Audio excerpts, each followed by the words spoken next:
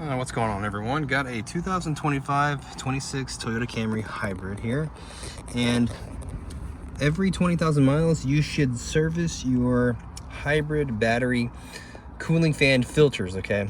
And they're going to be located underneath the back seat on the driver's side here. If you look at this is actually where the hybrid system pulls in air to cool the batteries down, and there's actually a filter here that you need to clean or replace, okay?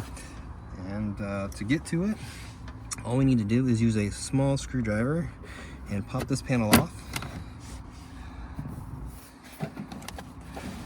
Alright.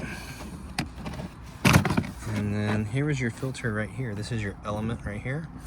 Now, Toyota recommends like every 20,000 miles that you just take this filter off.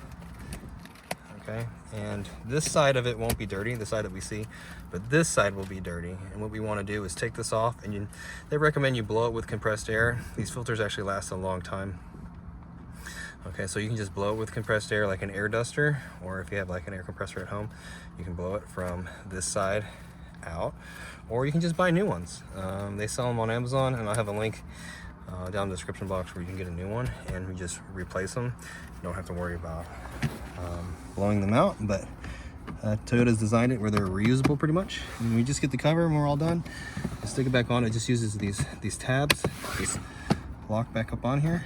It goes back on like you've never ever did anything, and that's it. There isn't one on the the passenger side over here. It's all on the driver's side. Okay, so hope the video was helpful, and if it was, appreciate it if you could hit that like button for me or leave me a comment if you could, and I hope to see you again in another Toyota video.